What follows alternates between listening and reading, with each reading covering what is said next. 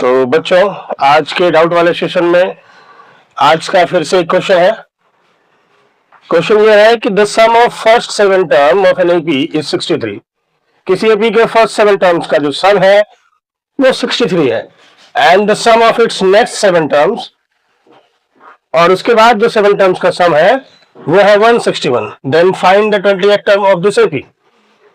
सबसे पहले let A be the first term and D be the common difference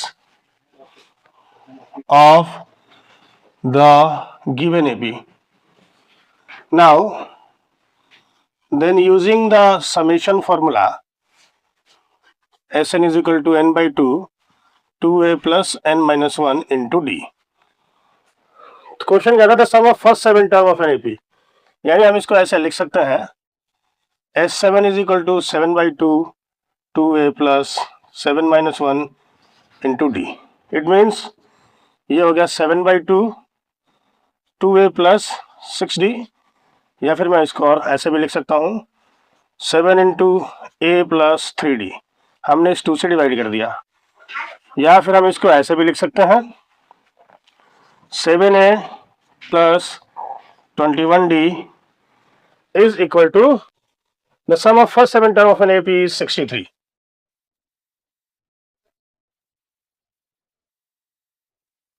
अब थोड़ा सा इसको यहीं छोड़ दिया जाए। अब मैं इसको सब 7 के टेबल में आता है, मैं इसको डिवाइड कर दूं तो ये हो जाएगा 9 is equal to a plus 3d। ये हो गया 1। मतलब फर्स्ट 7 टर्म का कोई टर्म है 1 2 3 4 5 7, इनका सम है 63, and the sum of its next 7 term, यानी इसके बाद जो 7 टर्म होंगे इनका टर्म है 161। इसका मतलब ये हुआ कि अगर हम S14 करें तो वो इतना हो जाएगा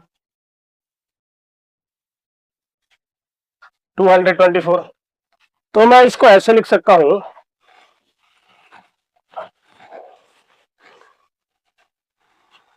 it is clear that S14 is equal to 63 plus 161, यानी कि मैं इसको लिख सकता हूं 4224। अब हमारे पास फिर से एक इसके जैसा इक्वेशन बन जाएगा। हम S14 Sn का फॉर्मूला यूज करते हैं। S14 is equal to 14 by 2 is equal to 2a plus 14 minus 1 into d. S14 की जगह मैं लिख सकता हूँ 224 is equal to 7, 2a plus 14 minus 1 13।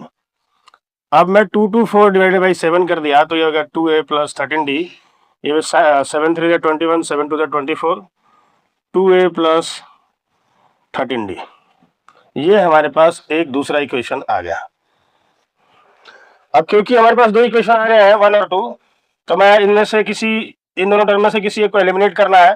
तो थर्ड चैप्टर से मुझे याद है कि एलिमिनेशन मेथड से हम इनमें से कैंसिल कर सकते हैं अगर इसको इक्वल कर दे तो मैं क्या करता हूँ, इक्वेशन 1 को 2 से मल्टीप्लाई कर देता हूँ और इसको 1 से मल्टीप्लाई कर देता हूँ। Equation 1 by 2 and equation 2 by 1। तो इक्वेशन 1 क्या हो जाएगा, 9 2 जा 18, 2a प्लस 6d, और ये सेम रहेगा। अब मैं इसको नाम देता हूं इक्वेशन नंबर 3। अब मैं क्या करता हूं, equation 2 minus equation 3। Equation 2 is 2a plus 13d is equal to 32, and equation 3 is 2a plus 6d is equal to 18। क्योंकि माइनस करना है तो sign change, 2a minus 2a cancel, 13d minus 6d is equal to 7d, 32 minus 18 is equal to 14, and d is equal to 14 by 7 and that is equal to 2।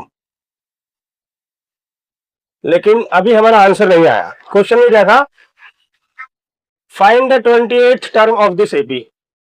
तो AP का 28th term क्या होगा, ए plus 27D।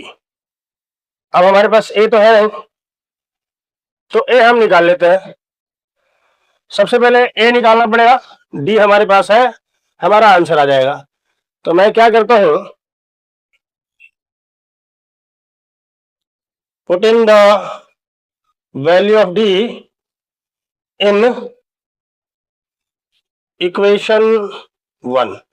Equation 1 क्या है, A plus 3D is equal to 9 और D की value क्या आई थी 2, यानी A plus 3 into 2 is equal to 9, A plus 6 is equal to 9 और ये हो जाएगा A is equal to 9 minus 6 and that is equal to 3। इस तरीके से हमारे पास ए की वैल्यू आ गई और यहाँ पे हमने डी की वैल्यू फाइंड कर ली थी। तो अब चाहे कोई भी टर्म हो हम उसको आराम से ढूंढ सकते हैं। और इसने बोला है 28 टर्म, तो 28th टर्म क्या होता है, ए प्लस 27D। ए हमारे पास क्या है 3, 27 multiplied d is equal to 2 and 3 plus 27 to 54 and that is equal to 57। तो इस तरीके से हमारा A28 57 आ गया। अगर आपका भी इस तरह का कोई डाउट है, अगर कोई क्वेश्चन कुछ समझने में परेशानी आती है, मुश्किल लगता है, तो आप हमें कमेंट कर सकते हैं।